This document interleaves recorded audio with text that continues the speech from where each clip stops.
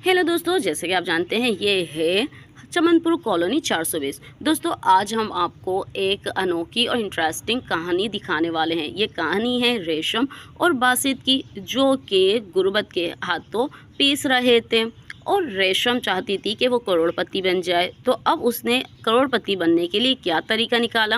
दोस्तों अगर आज की कहानी आपको पसंद आए तो लाइक, सब्सक्राइब और शेयर करना बिल्कुल मत भूलिएगा। तो चलिए चलते हैं उस घर में और देखते हैं कि कैसे बेजा ख्वाहिशात से हमारी ज़िंदगी तबाह हो सकती है।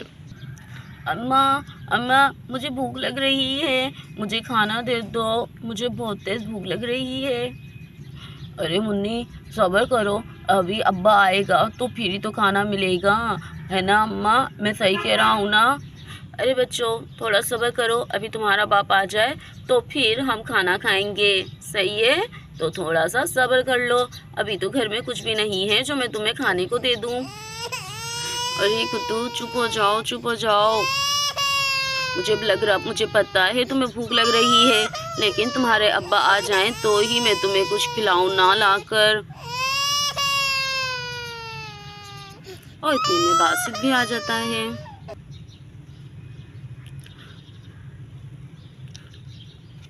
अरे तुम बाहर क्यों खड़ी हुई हो? अरे तुम यहाँ पर खड़े होकर क्या कर रही हो?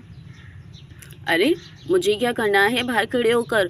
तुम्हारा गुड्डू रो रहा था, उसे चुप करा रही थी। अरे सारे बच्चे भूख भूख चिल्ला रहे हैं, इतनी देर क्यों कर दी आ जाने में? अरे क्या बोलूं, कोशिश कर रहा था कि मेरे सारे मसाले बिक जाएं, लेकिन नहीं बिके। थोड़े से ही मुश्किल से बिक सके हैं। मुझे एहसास है मेरे बच्चे भूखे बैठे हुए होंगे, लेकिन मैं भी तो मजबूर हूँ, कोशिश ही कर सकता हूँ। और ये कह के बासित टोकरी से पैसे निकाल के देता है। ये लो, आज सिर्फ इतना ही धंधा हो सका है, इतने ही मसाले बेच सका हूँ मैं। क्या बस 100 रुपये?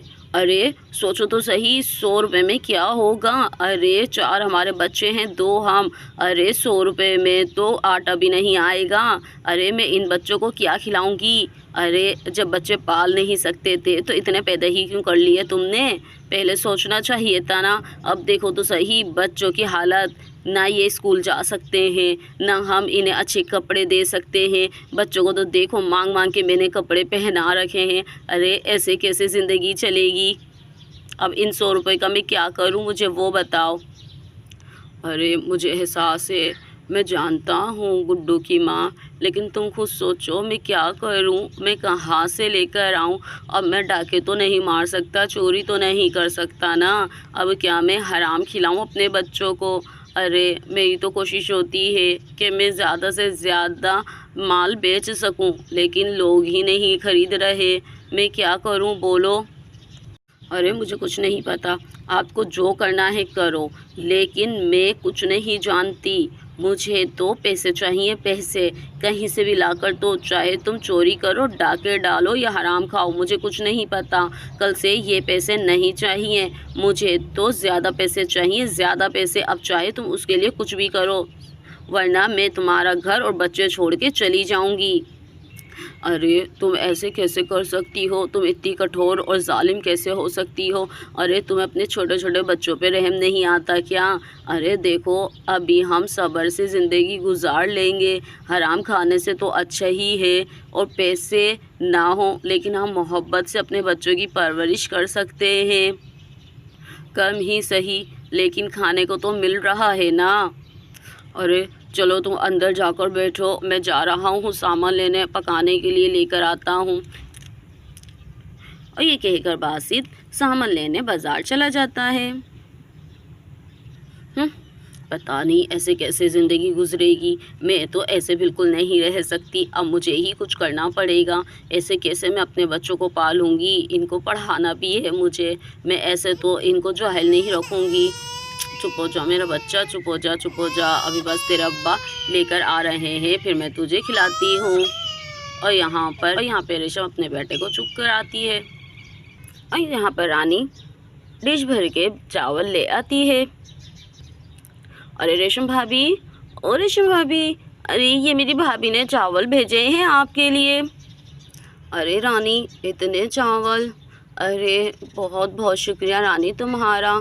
ऐसा करो रानी, तुम ये चावल वहाँ रख दो। तुम ऐसे रोज़ रोज़ खाना लाकर देती हो रानी, बहुत शर्मिंदगी होती है मुझे। अरे भाभी, इसमें शर्मिंदगी की क्या बात है? अरे हम तो आपके पड़ोसी हैं, एक ही कॉलोनी में रहते हैं, आप लोग तो नए आए हैं, तो ये तो हमारा फ़र्ज़ बनता है कि आप लोगों का भी ख्याल रखें। चलें, ये मैं वहाँ रख देती हूँ। और रानी चावल अंदर रख देती है। अरे चले, मैं यहाँ पर रख देती हूँ चावलों को। चलिए रेशम भाभी, अब मैं जा रही हूँ, रात हो रही है, जाकर सोना भी है। ओह, मुझे तो वैसे भी नींद आ रही है। ओह, ये कह के रानी चली जाती है। अरे ये भी कोई ज़िंदगी है, दूसरों के टुकड़ों पे पलना। अरे आ जाओ बच्चों, तुम्हारे पेट की आग तो बुझानी ही है। और ये कह कर रेशम बच्चों को खाना देती है। अरे ये लो, खाना खा लो तुम लोग। और तभी बासित भी आ जाता है। अरे अरे रेशम, दुकानें तो सारी बंद हो गई है, अभी तो कुछ भी नहीं मिला है। अरे बच्चे खाना खा रहे हैं, अरे ये कहाँ से आए हैं? अरे रानी देकर गई है ये चावल तो। बस हमारी ज़िंदगी तो यही रह गई है, दूसरों के टुकड़ों पे पलना। अरे रेशम, क्यों खुदा के रिज़्क की नाशुक्री कर रही हो? तो रब भूखा उठाता है, सुलाता नहीं है। अरे ये देखो, अभी भी हमारा रिज़्क हम तक पहुंच गया ना। ऐसे ही अल्लाह हमें रिज़्क देता रहेगा, ये उसका वादा है। नाशुक्री मत करो रेशम, देखना एक दिन हमारे दिन भी अच्छे आएंगे, एक दिन हम भी मालदार हो जाएंगे। कोशिश कर रहा हूँ ना मैं। हाँ, बस तुम कोशिश ही करते रहना, और तुम कर भी क्या सकते हो। दोस्तों, इससे आगे की कहानी हम देखेंगे कल, कि कल की कहानी में क्या होता है। तो मिलते हैं कल, और हाँ, पसंद आए तो सब्सक्राइब करना बिल्कुल मत भूलिएगा।